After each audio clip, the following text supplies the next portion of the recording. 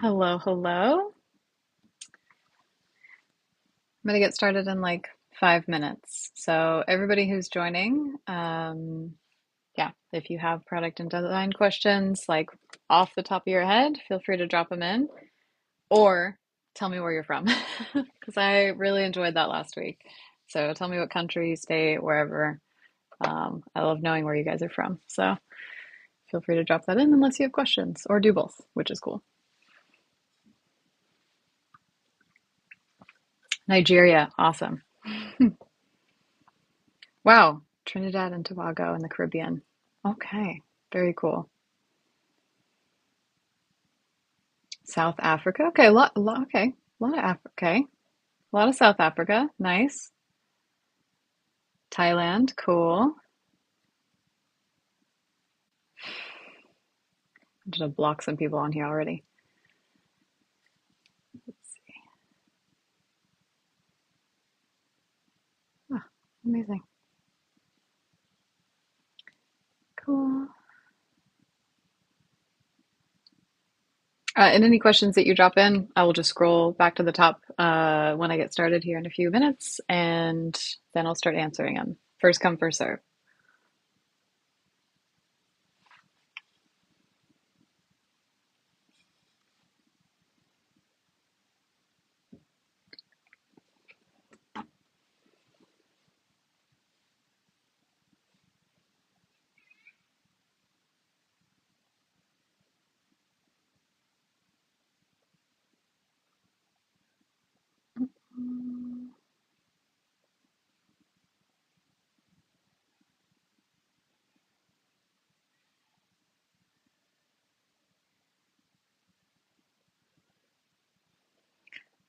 Ooh, good questions. Good questions.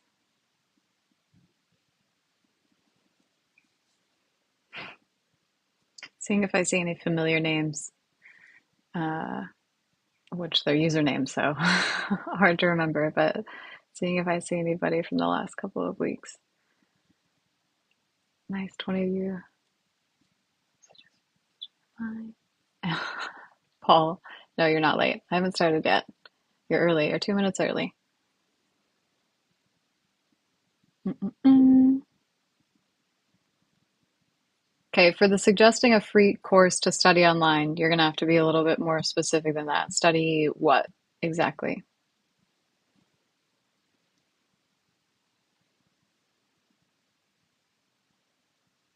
If you're just getting here, please comment where you're from while we wait, or comment where you're from and ask a question if you have one, and then we'll get started in a few minutes. UX design, nice. All right. Oh, NYC, nice. Bahrain, cool. I don't know if I'm saying that right. Could be wrong. Oh, Sri Lanka. Oh, there was somebody from Sri Lanka last week as well. As well, it's on my list to travel to. It seems so cool. Houston, nice. I think I've been to Houston. I think it's the only place in Texas that I've actually been to. I drove across Texas. I drove across the entire United States, but I drove the entire width of Texas from Albuquerque, obviously, and then however that gets you through Texas, and then down through to Louisiana. But I think I stopped in Houston. Oh, currently getting soaked in Northern Ireland. We actually had a storm roll through um, yesterday. Oh no, it was, yeah, I went into the office yesterday and it decided to rain in the evening and I got drenched on the way home. I just t-shirt. No umbrella, no nothing. So, oh, you have family in New Mexico? That's cool. Georgia, the country. Nice. Thank you for the flag. Otherwise, I would have had to ask. Vietnam. Dang. And more South Africa. A lot of South Africa. That's cool. I wonder if it's the time that I'm doing this at that makes it more accessible for South Africa time zone. Because, yeah, I know that quite a few folks that follow me are from the States, but I am not located in the States. And if I were to do it at like, let's say, like after work for the West Coast, it's like 2 a.m. here. So Really struggling with that, if I'm being honest, because I want to do it, but like I'm only up until 1 a.m. I don't quite make it to 2. Cool, cool, cool. Okay. So yeah, feel free to drop in your product, UX, career, whatever questions you have. And then I'm just going to start asking them answering them in order. I think I went like almost an hour and a half last week. I'll tell you right now. I'm going to try to keep it to a maximum an hour because I was cooked after last week's session. So um, I need to, I need to pull back a little bit. Nice, Atlanta, Georgia. Very cool. I lived in Savannah for like 3 months when I was like 25. I was going to school there, but I never got to Atlanta. I never even flew through it because I drove. So just drove straight to Savannah and then I never ended up in Atlanta. New York. Oh, couple, two of you from New York now. Maybe you guys are in the same cafe. What time is it in New York? Is it like noon? No, that's not right. 3 p.m. Cool, cool, cool. Okay. I think we can go ahead and get started because I saw an early on question. So I'm just going to scroll all the way back up, but just going to answer questions in order as they come. So keep dropping them in. Let me find it. Let me find it. Okay. Is it better to for people to pursue UX with a corporate company or as a freelancer slash business owner?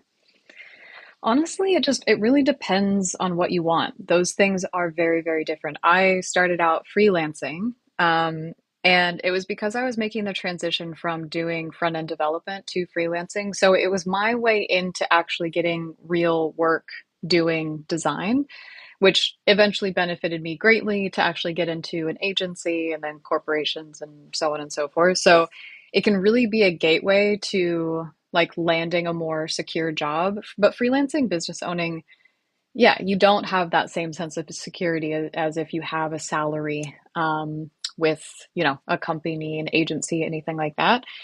Plus, I find the things that I hated about freelancing was the paperwork. So it's not as like you don't just get to kind of have, as much like problem solving fun. You have to focus on all the other sides of things like the contracts, the invoicing, taxes, like the paperwork for taxes and stuff, which if that's all easy breezy for you, amazing. But you should, yeah, definitely consider it as part of freelancing. And honestly, I know a lot of people who work for corporate America. Sorry, just like, yeah, big tech companies basically. And then they also freelance on the side. It's like their way to have stability, but then also have some of the freedom and kind of like join on some like more fun projects and stuff like that for freelancing. But yeah, there's not really a better, I would say, because it really just depends on, yeah, what you're more interested in. Corporate, more stable, freelance, more freedom, of course, but it does come with a little bit of like not as much security, I guess. Cool. Do you have any short free courses available online? I am working on it.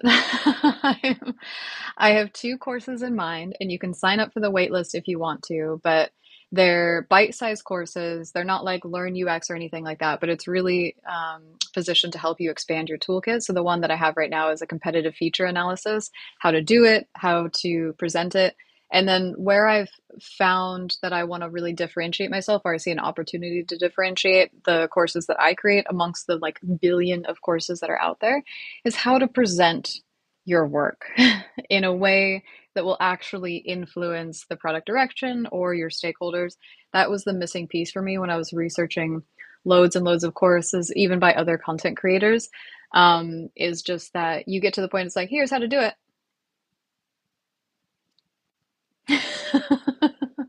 Cool, then what? Then what do you do with your findings or whatever? And then the other kind of lower entry one, I guess, a competitive feature analysis is I would say for like mid senior level, but I also want to do a card sort lesson as well. Again, how to analyze and conduct a card sort activity. But then once again, how do you then synthesize the results that you actually get and present them in such a way? So, yeah, those are the two courses I have in mind right now. They're both on my website, where you can sign up for the waitlist. So if you're sounds at all interesting to any of you, you can feel free to do that. But yeah, there is no but. That's just it. So those are the courses I have. Suggest a free course to study online for UX design. Honestly, I have a few suggestions, but it's in my learning guide. So you have to go download that. It's free. There's links in there to download a few courses. But I think for the most part, as the absolute entry to UX, to almost even like validate that you want to even be in UX, is the Google course. The Google course or the Udemy course, which is free, and then you can build up from there. It's a foundational thing. Doing it won't get you a job, but just to start, it's a good place to start because it is free. And then you can kind of sense check if you're even really interested in doing UX or product design, but build up from there. But seriously, like go get my learning guide because that's like there. And then there's a shit ton of more resources of what you actually need to get in and like break into the industry in there and like what you actually need to know and understand as well. So do that. Okay, cool. Mm-mm. Okay, what could be the possible threat for UI UX right now? Well, I mean, I think everybody's talking about AI, right? AI being the biggest threat. Um, but I don't think it's going to take our jobs by any means, but it's going to evolve our jobs. I actually the video I posted today is about how to incorporate AI into your workflow, or like how I would be very deliberately trying to incorporate AI into my workflow to differentiate myself from other designers who are not doing that because they're like revolting against it or whatever. But it should speed up a lot of our kind of tedium in our design process. So it's definitely something we need to incorporate. So I think it's going to change the requirements for UI and UX designers. I say this all the time, but I think we're going to see less and less UI specific roles because of so much of what AI can do. And then we have design systems out there and all this kind of automation going on around just the componentry of kind of crafting designs that I think there'll be a lot heavier requirement on the UX side of things. So the UX methodologies and being able to employ those. And then the actual face of a lot of things will be, and this is mostly for like more bigger corporate things. I still think branding is going to have branding design is going to have a place. Smaller websites and things will have a place, but it's just going to speed up a lot of our processes. So I don't think anything is like a major threat, but definitely evolution for sure. But keep in mind that that's how it's always been. Like there's a big boom with AI right now, but there's always been like that, like different coding libraries, different things. Even when we went from only having like mobile webs, like we didn't have apps basically. There was no native apps that you could do. That was a huge shift and a huge kind of figuring out how to design for that platform. And that came obviously now tons of different new and capabilities. And being an app designer is different than being a web designer and stuff like that. So it's not, I don't feel threatened. I don't think there's a major threat. Okay. Um, Is there, I don't think that's a question. A long time ago, I applied for a product designer position in a company. Maybe that's a lead up to a question that's coming. Okay. How do you know, how do you have to know HTML and CSS as a UX and UI designer? No, no, definitely not. Not all roles. There's so many roles that do not require any coding. And I think companies have learned now that if you try to have people do everything, like you get kind of shit quality anyways. But you can. They're absolutely roles, and they're probably a little bit higher paying as well. Or on the flip side, what you'll find is like startups and stuff like that, where you have to wear like loads of different hats. You might find yourself in a position where you're like doing a little bit of coding, doing a little bit of research, doing a little bit of UX. So there's just all kinds of roles out there. So, but my take on that would be only learn coding if you actually want to know coding and like you're super interested in stuff. It can be incredibly empowering because you put yourself in a position where you don't rely on developers as well. So back to the freelance question, if you're a freelance designer, you have to have developers, or you have to figure out how to either use a no code platform or code yourself. So if you are one of those back in the day when I used to do both, they used to call us unicorns. Not, I didn't make it up, okay? But that's the or ninjas. Was it the real LinkedIn job listings that included unicorn and ninjas as like in the title. So, but if you can do both, like, yeah, you do kind of set yourself apart, but also can't just do it to do it. You have to be quite passionate about it. Otherwise, your quality will dip. And then in that case, it's just better to be, yeah, like focus on your design skills in that case. Do you think design thinking is still a good approach to use for creating a case study? So my design thinking is at this point in the industry, it's just a really vague term. It's just like, what is design thinking? Like it's not a particular methodology. You're talking about kind of the cookie cutter design process in terms of how to present your case study, each of your case studies should look different. The different methodologies that you employ should cater to whatever problem you're trying to solve. So if all of your case studies look exactly the same, they follow the step-by-step process of I did this exact type of research and then I did this type of design exploration and here's my prototype, you're not setting yourself up for very well.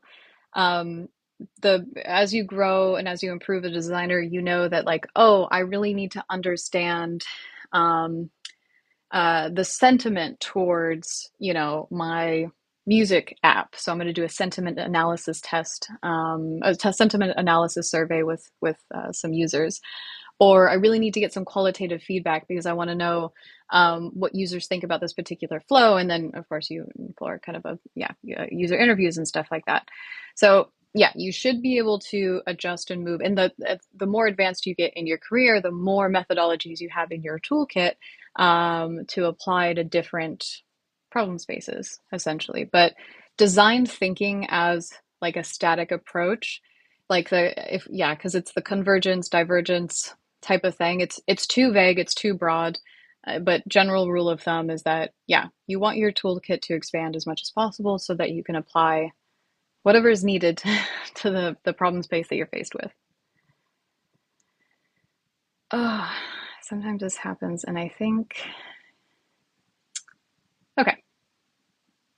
Wait, nope, sorry. Oh no. I scrolled all the way to the bottom, so sorry. Just finding okay, UX, UI, design thinking. After Munch, they reached out to me. I didn't read the requirements when I applied. Okay, Pooper, which you're making me say your name out loud, which I don't love. But you've got a whole story going on here, so I hope I get to your question between these other questions. What is the best way to do pricing as an initial design agency for UX and UI? Um, that's hard because like where are you located? Really depends. I think there's some kind of localization practices to this, but the few best practices that I always have is 50% upfront. That's the big one, which I learned doing freelancing. I didn't do it initially, and then you run into issues if you don't have some sort of payment upfront. But in terms of structuring your pricing, if you're trying to just get your foot on the door, my real suggestion, like to my friends who would be doing this, is price your shit very low to get the experience. If you're not an experienced designer, just price it low. I mean, I started out volunteering my work or trading it. I traded design work for dev work or something like that. Just so I would have case studies that showed real projects with real constraints and real client feedback and da da da da. But then, yeah, you really got to look at what other design agencies in your particular area are charging. Or if you're trying to do like an international thing, then you need to be looking at sites like Upwork and even Fiverr, I think sometimes hosts that type of stuff. So yeah, with lots of things, it depends. Okay. I have only 3.5 years. They're looking for six. Okay, just telling us a story. How do you still combine front end with product design? So do you? I do not. Oof, no, I do not combine front end with product design. I intentionally left design, or sorry, I left development in the dust. I just got to this point where um, I'm not good. I'm not, I was good enough to get paid. I was good enough to do it, but man, I was miserable doing coding. And I think a lot of it was I was working for this agency where the designs were just shipped over the wall, if you guys know that phrase. And so I didn't really get to work with the designers. I just got handed the designs. And I was kind of like, these are shit. Like these aren't great. Are filled with like usability and like contrast issues and like I think I can do better. Legitimately, I just thought I could do better. And I in my bachelor's program of computer science, I did half coding and half design. It was just so happened, and it's still happening. Developers are like way in demand. Um, so it just started that I got pulled into a startup to do development first. But I was like, wow, this is not where I want to be. So I transitioned over fully into design. I haven't done coding in like ugh, many years, unless I need to like dabble on my own website or something like that. But yeah, no, no, no, no, no more coding. Oh my gosh, I'm so miserable. Hey, you have an interview on Monday, UI UX design intern. Can you please give me some tips? Oh, well, okay. I don't know what part of the interview phase you're in, but broad strokes, the best thing I can say is show your personality off. I go to so many interviews and the people are like, very timid, very shy, and like I totally get it. Like I totally get it. But you need your personality and the way that you sell yourself is so much more likely, like literally 5 times more likely to sell you than your actual skills. So really just try to come off like you're energized and excited about the position. Generally, again, because I don't know if you're going through a case study, I don't know if it's just like the 30-minute check-in. I would say just be sure to ask questions. Make sure you're like, yeah, showing that you've done your research. So research, if you can, whoever you're interviewing with as well. That's always a good kind of step to take. And then just, yeah, really make sure to ask questions at the end of it, or have them prepped and ready at interviewing with as well. That's always a good kind of step to take. And then just, yeah, really make sure to ask questions at the end of it, or have them prepped and ready at least. Any free resources to find testers? I'm running out of people around me to test my prototypes on. Oof, yeah. It's kind of a bummer because, yeah, finding testers is a bit difficult, and usually yeah, it's not very cheap. I think what I do typically recommend, and it's kind of hit and miss, but Facebook groups has been always a really good one because you want to try to find your demographic. So you have to find kind of like interest groups with that. Slack groups as well. There's tons of Slack communities and stuff out there that could help you out. I want to guess Discord. I'm not big on Discord, but there might be Discord communities, and then of course Reddit. So those would be like places you could potentially reach out. But I also want to say that maybe check out some of the synthetic users. That's literally like syntheticulsers.com. I think that's one of them, but there's many sites like that that are utilizing AI to, you give them a criteria of what your persona should be, and then the output of it is basically, yeah, AI generated usability tests, like in a way. I haven't thoroughly used it, but I did share it on my LinkedIn, I think a few weeks back, and it looks super interesting. So hopefully one of those recommendations is helpful. And it's kind of hard. Okay. Okay. I'm getting it. You're not ready for the interview. So I'm just reading through Pooper's comments about your story and like now how they're requiring more experience. So first off, I want to say the years of experience is such a joke. Okay. This is for anybody and everybody. So let me just read the comments if you guys aren't seeing it. They only have 3.5 years of experience as a designer, and the role description is looking for 6. Don't care.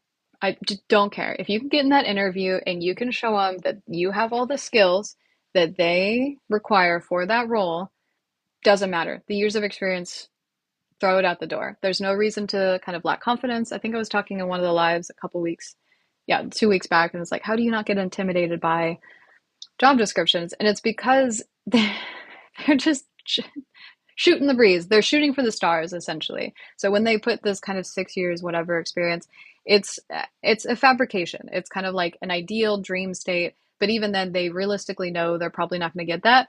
But even then, more importantly, if you, yeah, like I said, if you can solidify and show off that you have what they need for that role, years of experience just goes out the window. Literally doesn't matter. Okay, apart from just designing, what makes a designer stand out from the crowd? I just posted a video today. I just posted a video on this literally today, and it's a 4-part series about how you can stand out as a designer.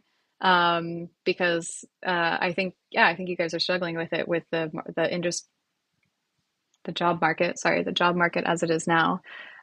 Seriously, go watch that series. Like, go like that video because or there's a link on my website. You can go read the article right now if you're super impatient.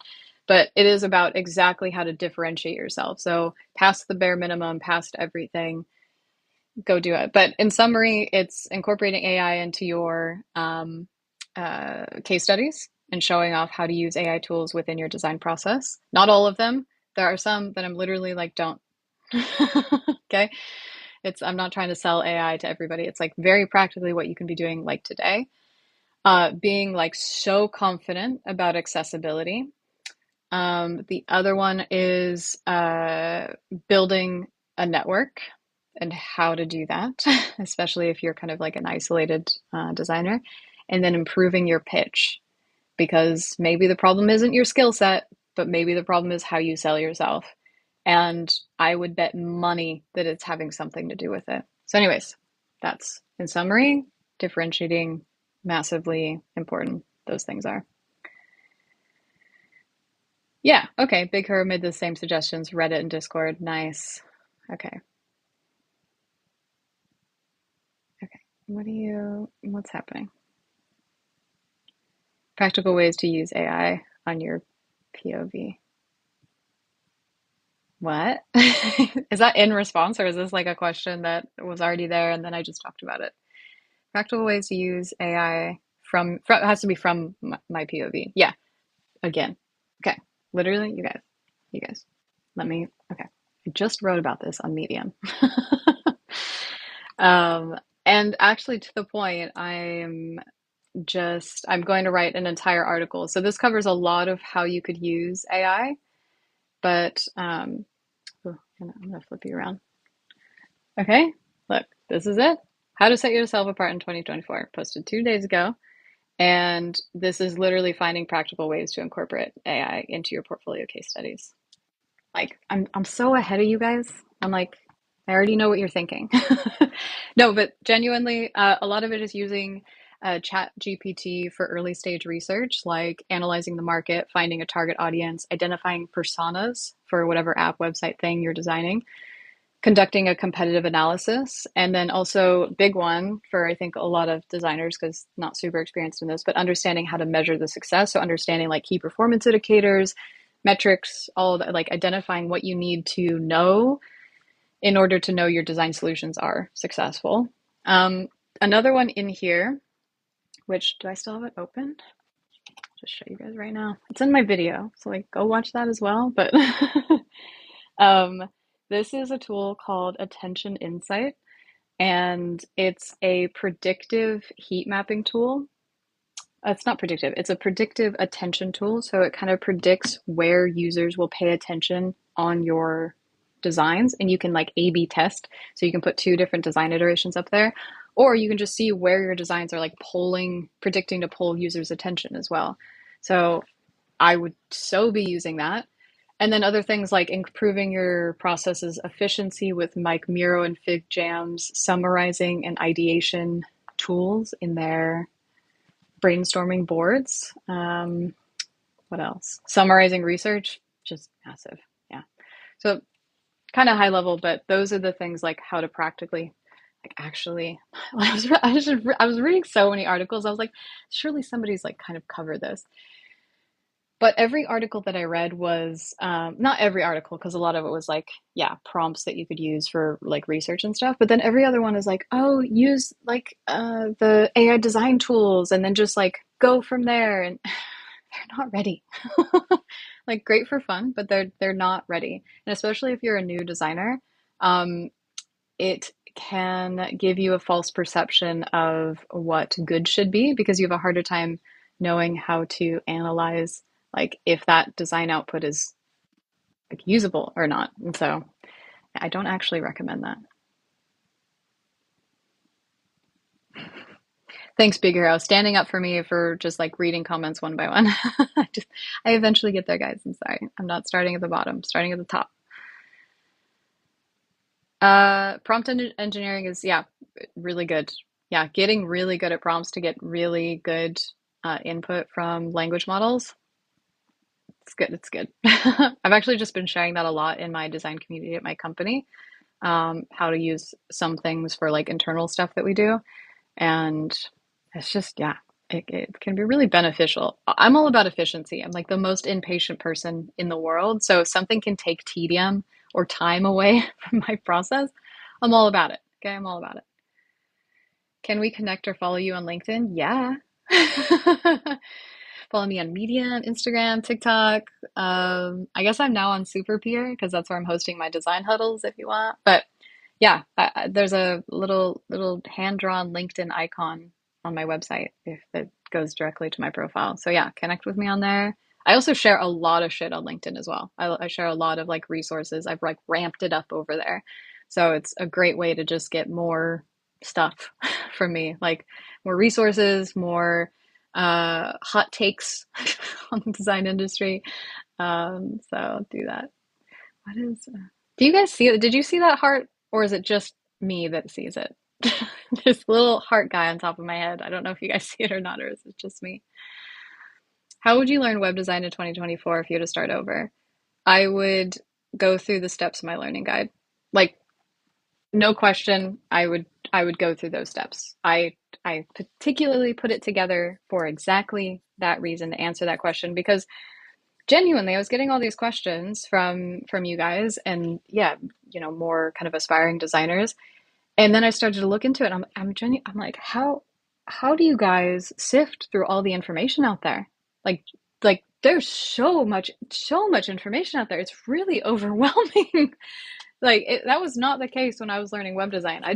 I followed you know, my degree and then that, with a little bit of extra stuff. And then I was just like straight hands-on like my first year into my program. But when I was like, oh, surely there's just like a clear cut. And there's really not. Like mine is just another amongst others, but I really put mine together because it's not everything. It is purely what you need to know fundamentally to like break into the industry and like the practices you need to already be working on to break in. So it's not like, you don't need to know the ins and outs of how to like build a design system. You don't need to know how to conduct contextual inquiry. It's like there's so much you don't need to know to get an entry level job. But I just didn't think that was super clear, like as I was trying to figure out what kind of resources you guys had available. So just yeah, hopefully that helps, honestly. Your user guide link is not working, or is it just me? My user guide. Oh no, I don't know what that is. User guide link. Oh no, I don't know what link isn't working. Can you tell me what user guide means? Maybe it's just a mistyping. Where can I build my portfolio? Anywhere. Lowest kind of entry for portfolios is obviously Figma. A lot of people build them in Notion as well. Behance is still living long and strong. Lots of portfolios hosted on there as well.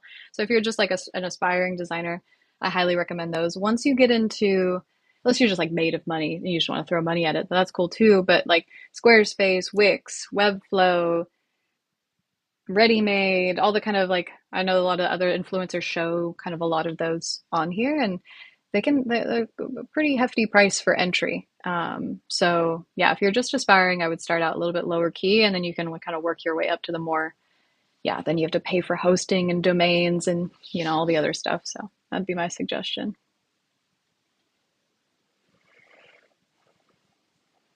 Hmm.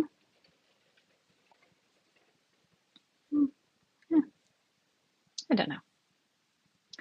There's some suggestions in here. I'm like, maybe I agree with that. Maybe I don't. uh, Crap, you guys. I always mess this up. Uh, and scroll. And then you guys ask too many questions. No, just joking. Okay. Okay, for real though? I'm still scrolling up. Okay, big ear hero in here is making some suggestions, which is cool. Okay, I'm with it again. Best advice is to focus on one thing to do and collaborate. I don't agree. I don't agree. My best advice is to, while you're learning the theory of design, the fundamentals, the principles, etc., you also should be doing design, like using design tools, trying to recreate other designs, etc. You should do a blend of both for sure. Yo, you guys are purchasing my design huddle. It's got to be you because the timing is too coincidental. So whoever just purchased that, that's cool. Okay. Figma, but if you want to have more prototype using Webflow or Framer. Collaboration, you knew. I don't know what this response is to, but collaboration on Miro as well. A lot of the website building platforms as well, you can have other users and stuff. Like I know Webflow is super good with yeah, multiple users and stuff. I'm gonna stop talking because I don't actually know what it's in response to. What's a good course to study UX? My learning guide, go download it. I'm just gonna keep saying that because it links to all the recommended ones, the Google course, like the cheaper, accessible courses and stuff like that, and then builds up from there. So I'm just gonna keep saying that to every time that question is asked. Okay. If I follow the general rule of thumb, what is the minimum and maximum height of a CTA? What are we talking? We talking software? We talking desktop? We talking mobile? Talking what? Okay, straight up, there is none. I think some designers out there say they'll like there's probably some sort of formula to use, but man, that question depends big time on the platform you're using, and big time on the also the visual design style you've established. Like for example, if you're like a finance something for a CTA, it's a little bit more streamlined. And if you're a funny, playful fucking thing, then it's a little bit bigger. So there is no general rule for maximum height of a CTA. Think I can inbox you if I have some questions? Yeah, go for it. Chat to each other. Great. Big Hero is great. Answering lots of questions. In your opinion, what's the best platform to host my portfolio? Hopefully I answered that. Hopefully I got everything you just said. I would just say to add on top of that, those lower entry ones, Behance, Notion, it's great for aspiring designers. But I just messaged somebody today that the expectation grows as you get more of an experienced designer to have a more professional, established looking site. So once you start to get a little bit more advanced, you do want to venture into, I guess, but like basically when you start making money, like good money, you want to get, the Squarespace, the Wix, the whatever.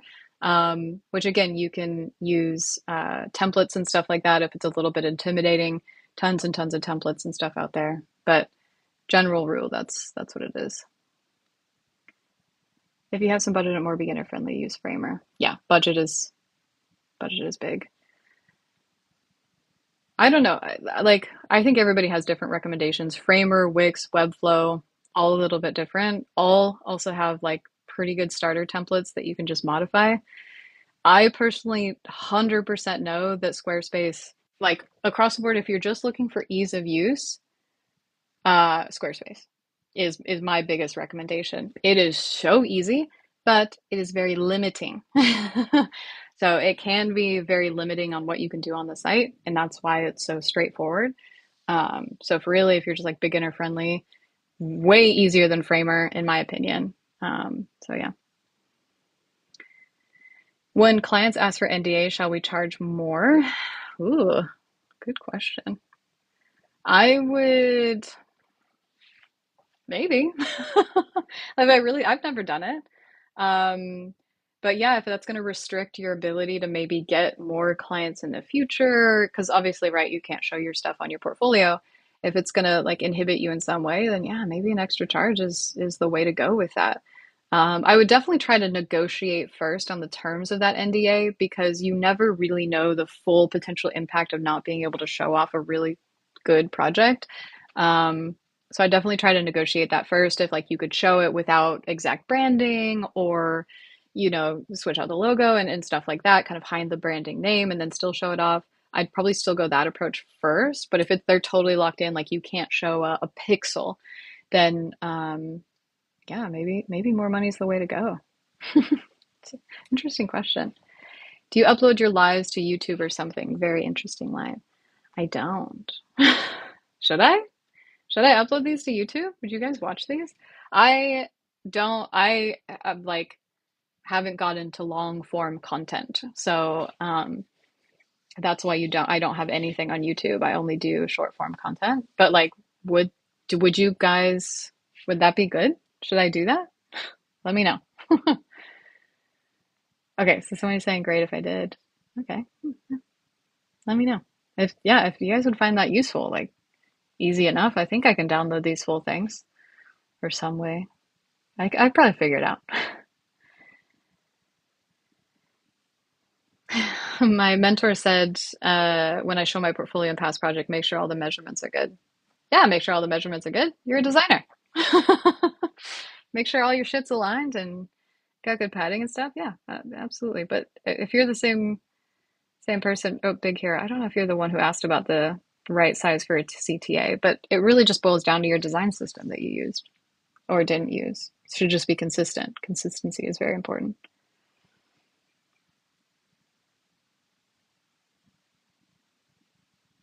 Yeah, this has got to be about the role requirement. So yeah, okay, that's fair. But what about when you're a complete beginner and they're advertising a junior position and then require 3 years of experience?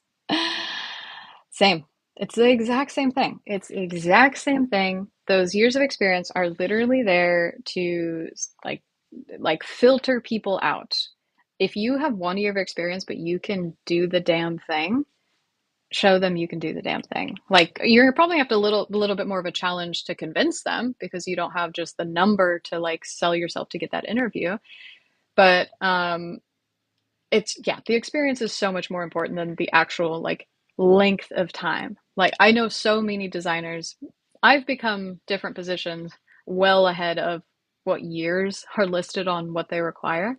And I know a lot of people who have. If you can sell yourself well enough and sell your experience well enough, the number of years really doesn't matter. And then again, if for some reason it really does matter to that company and you can't sell yourself in like your resume pitch, your application, whatever, you just want to hear back from them. It's not a huge deal.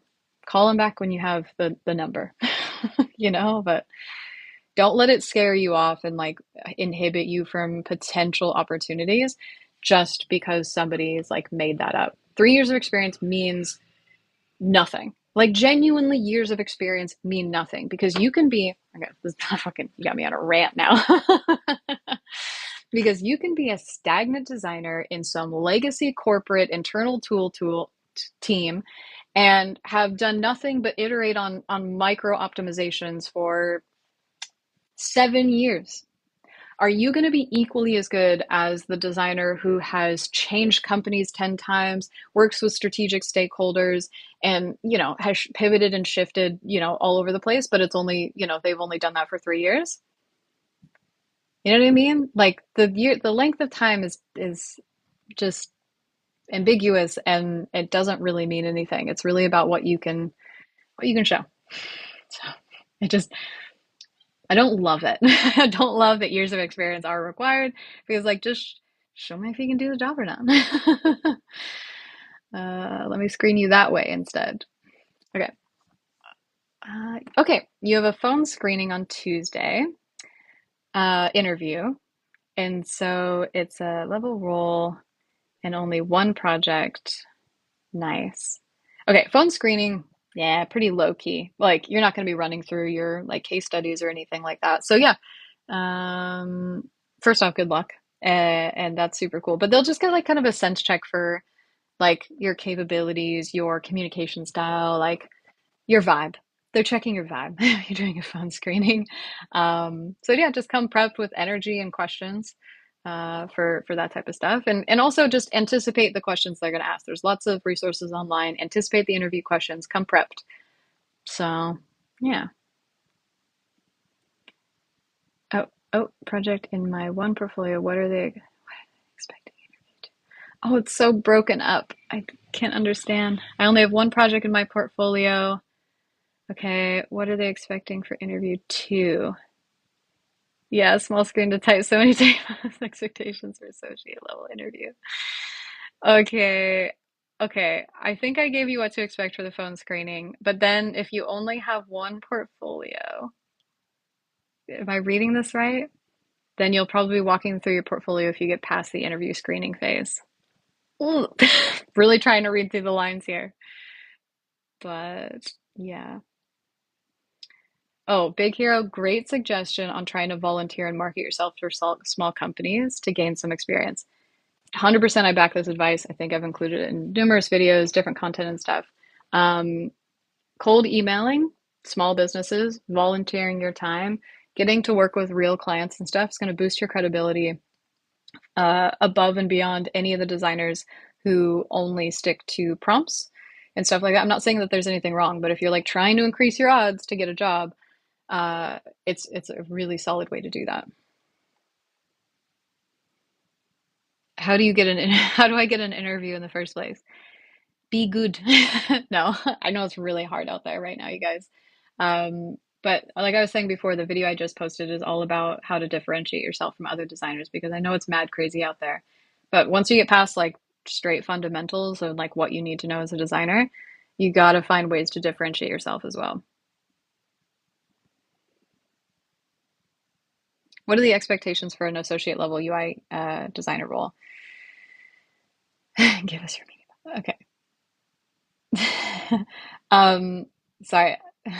Sorry, I'm like you are posting so many comments and I'm like trying to like get the full message you're trying to get across.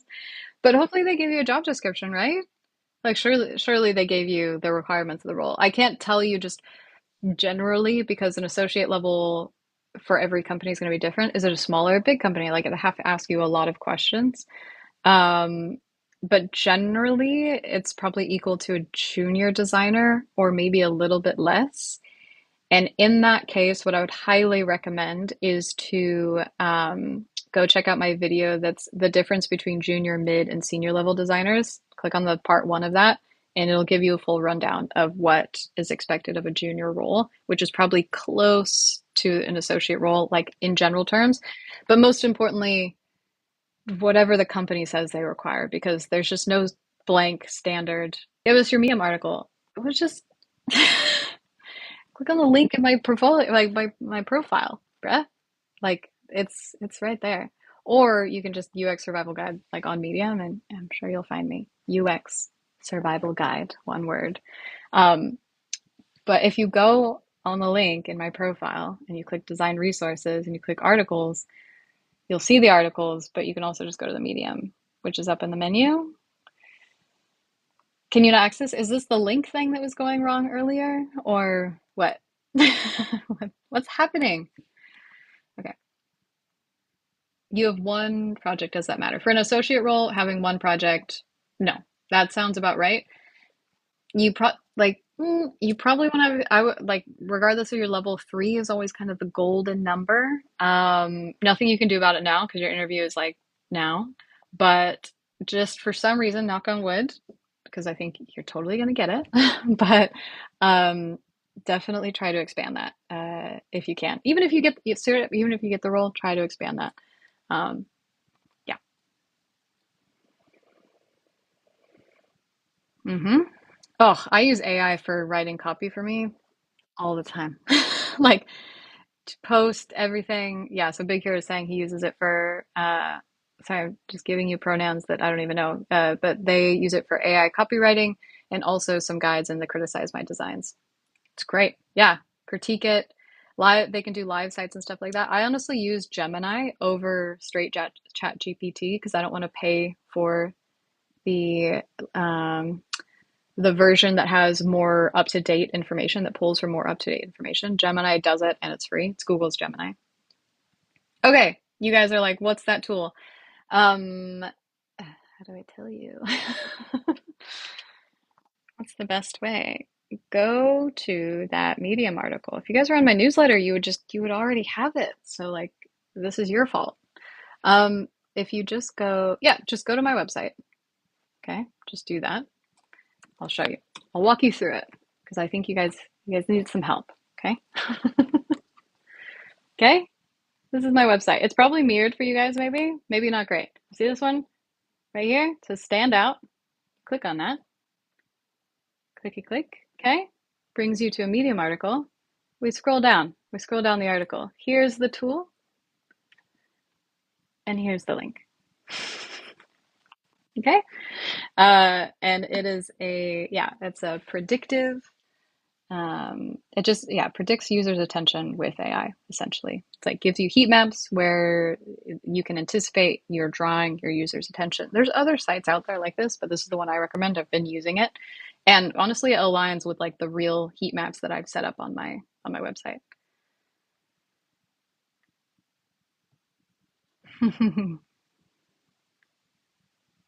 Does that answer you guys' question? I'm saying like many of you have been asking about this. Sorry, I know I'm like scrolling from the top to the bottom, so you guys, I'm slow on the response. Oh, can you share the link for the guide? Okay, here we go again. Here we go. You guys, you go to my website. Okay. This is a fun activity. Okay, and then you scroll down and you find learning guide, and then you click on that, and that's how you get to learning guide. Okay, sorry. Obviously, I'm on desktop, but like it's there on mobile too, I promise. Okay, I'm curious about this. Do UX designers need to understand coder logic when we build an app? So you don't need to. You don't need to be like an expert, like you understand like the different languages, React, and all these, these different things that developers engineer with, but you will set yourself apart. You will have an advantage if you know more about the actual development process. Because what that means then, you know about actual constraints and different technologies and things. So it can really, really benefit you. Do you absolutely need it? And is it required for all roles? No. But it gets more important, especially if you end up working, I want to say with like SaaS teams or just really engineering heavy companies. They will probably require more development knowledge. But that just depends on like what you want, like how you want to position yourself, right?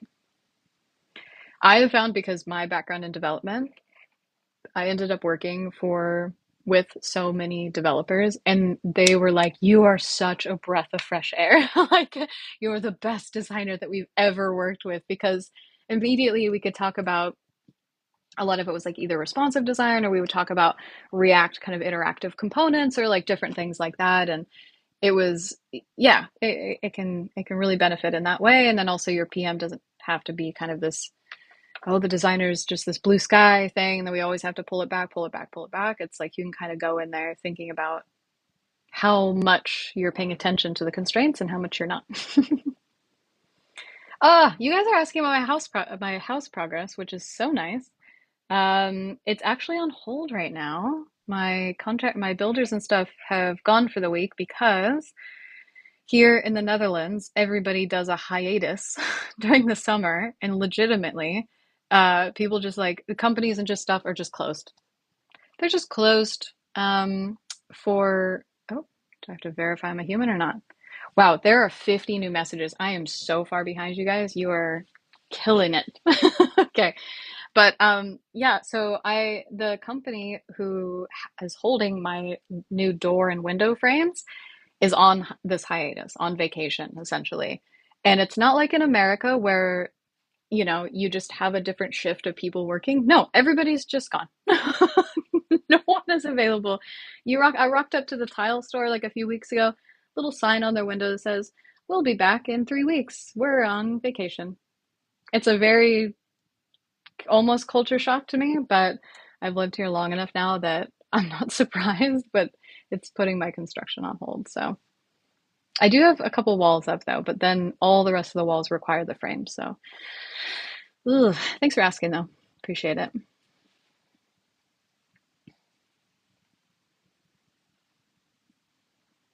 Okay. I became the number one member on the team. Whose team? It's live, thanks. It makes me feel like a grandma sometime. Where am I working? I currently work for Booking.com. Uh, it is, if you don't know it, it's one of the biggest travel companies in the world, primarily for Europe, but also in the US as well. And cool. Yep. Thoughts on TikTok's UX design? Funny because I was just talking about it. Their live design, I can tell you, has some serious room for improvement. It's super glitchy, and I literally think last week I had some rando be able to call in without me like authorizing it. So that I don't love. Everything else, yeah, it's pretty straightforward. Do you have a membership program? I do not. Are you asking? Are you like you trying to get more involved? I know I've seen other designers. I know they have membership programs, but I at this moment really would want to make sure that I could provide some serious regular value for you guys if I were to have you sign up for a membership. And I just don't, I don't know. I don't know. I want to do these courses and I want to do some other things, but then I want it to be kind of more autonomous to you guys to like, if you want to grab that course, you want to walk through it, you want to learn it. Because that's also why I don't think like in my head right now, I wouldn't do a cohort like where I would do like an active live, 6 week learning and stuff like some of the other people do. Like, I just think there's, yeah, something about this kind of autonomy and like self-learning thing, like self-driven type vibe that I get from you guys. But let me know if I'm off base with that, if I should think about a membership more, do cohorts or something along those lines. I don't know. Hey, Raja, so happy to see you here. Nice. I'm hopefully I'm not as far behind now. Yes. Okay. Oh, yeah. You remember the fruit stand website story now. Okay. Yep. What I did to create a website for my aunt in music school. Am I reading that right? Because that's cool. That's how you get started, man. Like your friends, your family, find a problem they have, find a thing. Everybody has an app or a website they want built. You just do it. I don't do individual portfolio reviews, but I highly recommend ADP List to find a mentor to do that. You guys are answering. How's it? Yeah, a couple of you are asking about the construction. Oh, that's cool. It's a huge part of my life right now. So just living in it. Do you think end of 2024 is good to kick off new job? Do I think the end of 2024 is a good time to kick off for a new job? Hmm.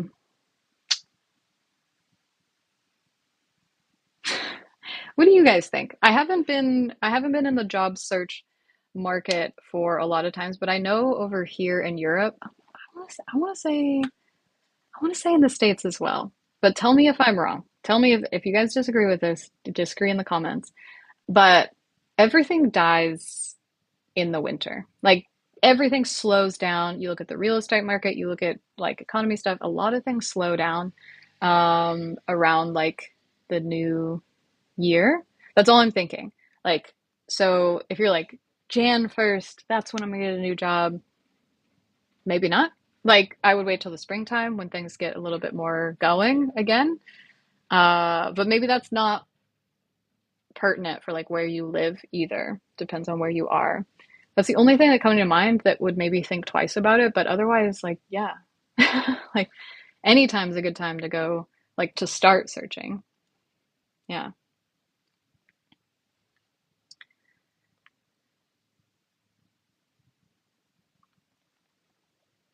Raja, always out here with the good questions. How would you define a good mentor? Oh, okay. Wait, Big Hero said something. I don't know, man. My mentor is not too famous, but he has almost 15 years of experience. Yeah, I mean, it depends, right? So if you're like a senior designer, you need somebody more experienced than that. But like, bar none, like if we're talking blanket characteristics, qualities across the board of a mentor, um, I think it just, yeah, I think it really depends on your personality traits and like where I think the biggest thing is looking for qualities in a mentor that you want, that you aspire to have. Um, and that's going to be different for everybody. But you also want a mentor who's going to show up. So like if somebody who's late or kind of half-asses something, those are big red flags. But keep in mind that as much as these people are kind of signing up for ADP list, opening up their time and stuff like that, um, a lot of times they're still offering mentorship for free. So I've personally found, having mentored a lot of people, what just motivates me a little bit more to actually mentor people is when they find a way to also try to add value to me as well. Straight up, this is literally in the article I was just showing you guys. I don't know what it is, like a premonition to like answer some of these questions, but um, find ways that you can add value to that mentor as well. So if it's writing them a review after your session on ADP list, if it's, promoting an article that they wrote or a LinkedIn post that they did or something along those lines, that's obviously not anything paid, but some way that you can actually add value to them just because they are offering their time for free, or yeah, buying them lunch or coffee or something like that if you're in person, which is cool. But I think, yeah, for me, it's finding the qualities that you aspire to have. And then, yeah, I would say now there's so many kind of like ratings and reviews, so you can kind of qualify them that way. If you met with multiple mentors, you'd probably get different types of advice. But um, for me, if let's like, because I'm a very direct communicator. I don't like fluff. I don't like to beat around the point. So if I had a mentor that communicated that way, it wouldn't be as productive as if I found somebody who was even almost like too blunt. And also, I would find a good mentor who possesses the ability to give you critical feedback, not just everything's good and nice, or maybe think about trying it like this. And maybe that works for some people, but you really need honesty in these types of situations if you're really trying to grow, which also says a lot about anybody who's trying to be mentored as well. You need to like really be like, no, but seriously, give it to me straight. I always like my mantra, the way that I go into stuff is like rip it apart. Like I'm ready for it. That's not everybody. I know that not everybody's going to be like that, but creating this forum with them to be able to do that. So you need to look for in a mentor somebody who's, even if you don't want to hear it, will give you honest criticism, because you want it there much more than you want it, in a job interview or somewhere else that where it actually matters a lot. I should think about this more and write more like full content on this, but hopefully that's somewhat helpful. Ugh. Yeah. Any tips on the whiteboard activity to do during on-site interview? The biggest tips I can give for doing like an on-site like whiteboard activity or something like that is do not start right away. Whatever prompt, whatever thing they give you, I think mine way back in the day was an ATM. I needed to design an ATM interface. And a lot of designers, I think, I have a whiteboard pen in my hand right now. Um, they just start.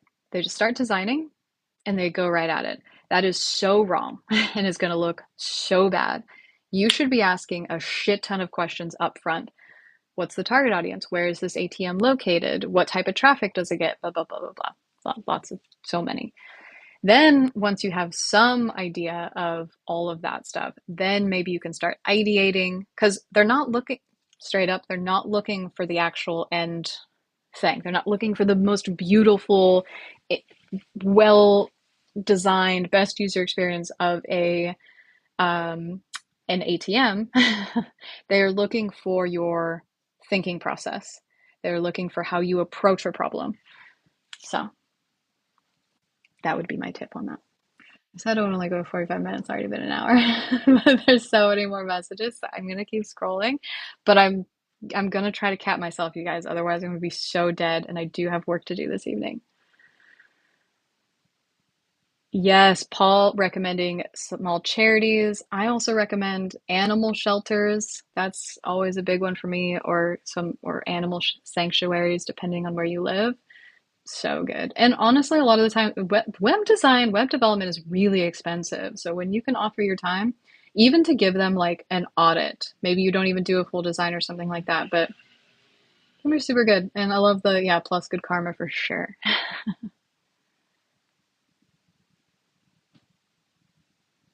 Ah, getting my newsletter now. Sweet. Good.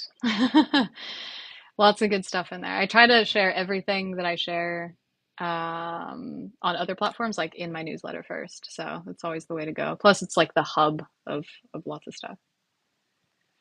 Sorry, what tool do you use again to trace heat map? Hopefully, I answered that. Okay. Website, link, other link. uh, Oh, the link in my website. I'm seeing it now. Somebody was finally clear with their comment. You're saying the link in my website is not working. Hmm. Why? It's working for me. I'm like on it right now. I'm clicking through it. Hmm. What's up? What's up, you guys? What's going on? Because this is my experience. Okay? And also my plan, apparently. But I click here and it opens my website. So what's going on? Maybe it's like I don't know what it could be.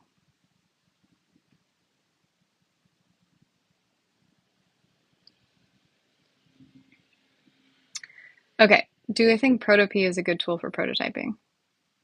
I haven't used it. So like anybody who has, like comment. Um, yeah, so I really can't comment on that. I'm not sure. Big hero out here with the suggestions on another browser or using a VPN. Thank you. You got my back. Love that.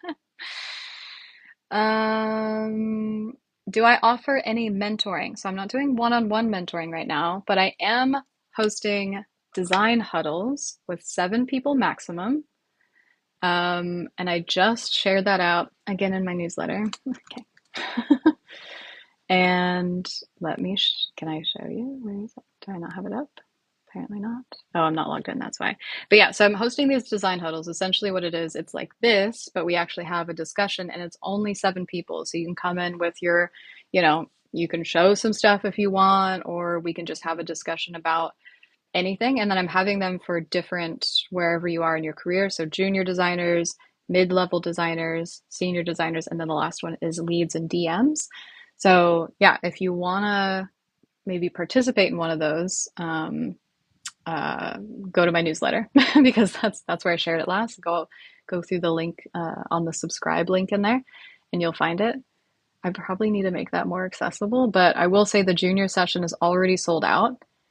And what was the other one? I think the mid was almost sold out as well. I have to check. I'm checking right now. I'm stopping questions so I can check which one is sold out.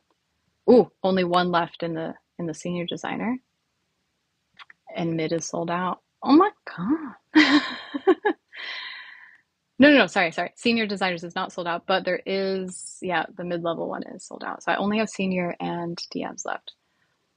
But I will say, sorry, I'll show you guys what I'm looking at, because otherwise, what does it even mean? But yeah, so this is my profile over on SuperPeer.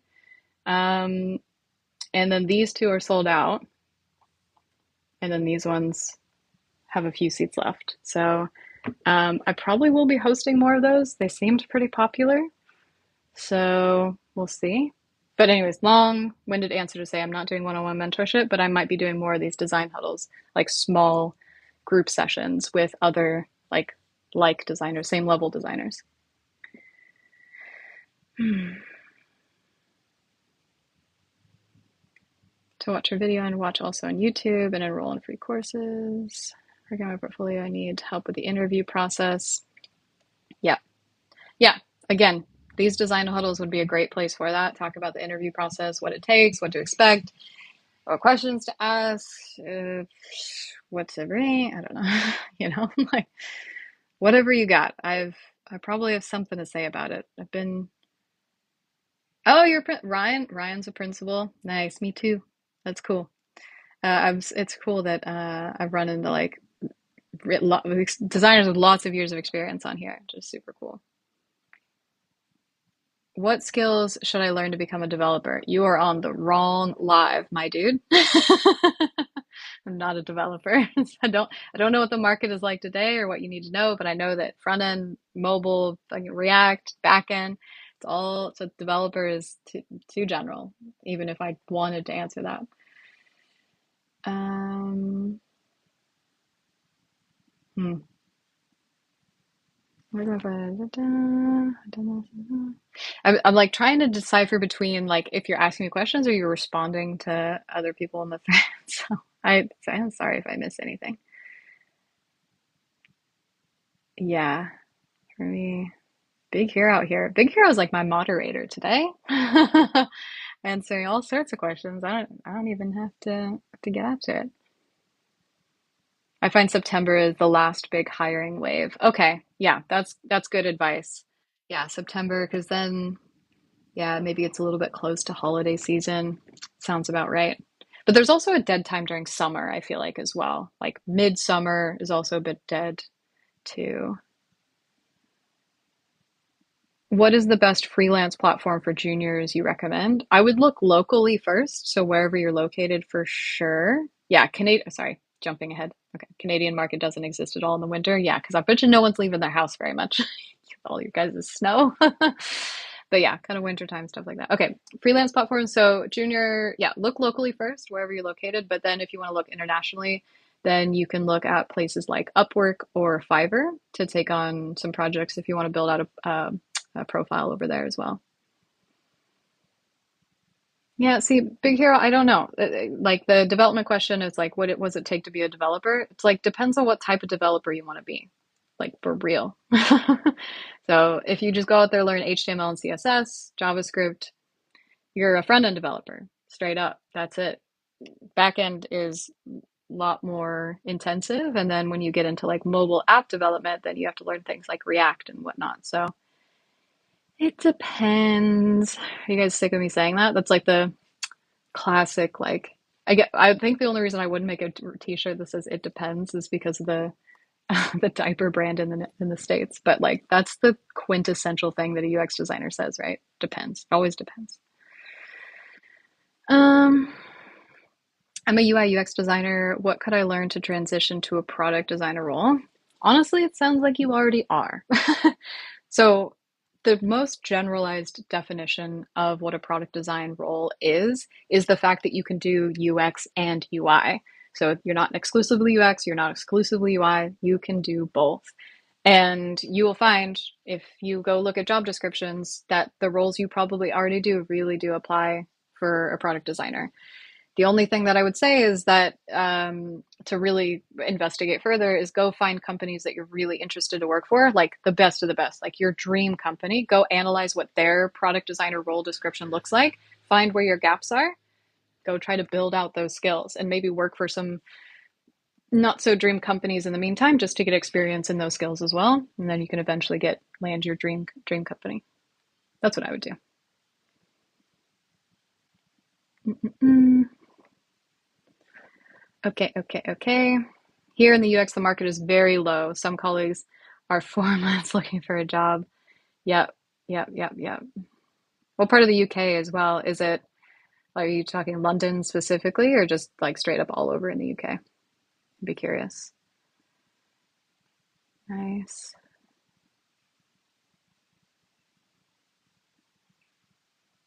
Nice. Very straightforward mentor. Big Hero has. Yeah. Cool. I'm glad it was helpful, Raja, about the mentorship thing. I think, yeah, I'd have to think on that a little bit more because everybody's so different. But yeah, okay. What is your process for looking? Do you just stockpile your questions, Big Hero? It's like you have so many, and they're like quite good, or like very different questions. Okay, I personally, for me, straight up, I just go to Pinterest. Pinterest is I have a whole color palettes board dedicated on there.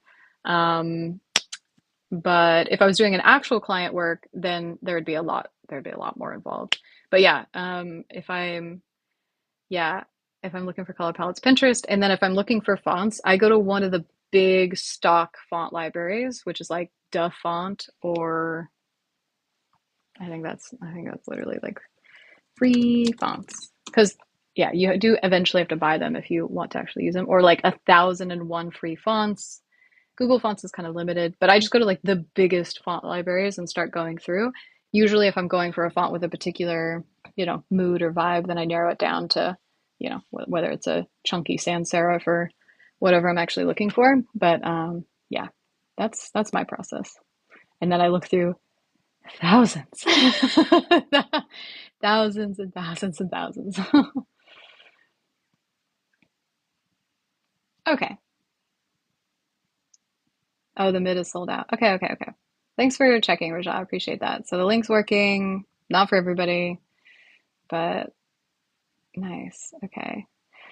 Colleagues in the EU on vacation from June to August. Seriously, though, like nothing gets done.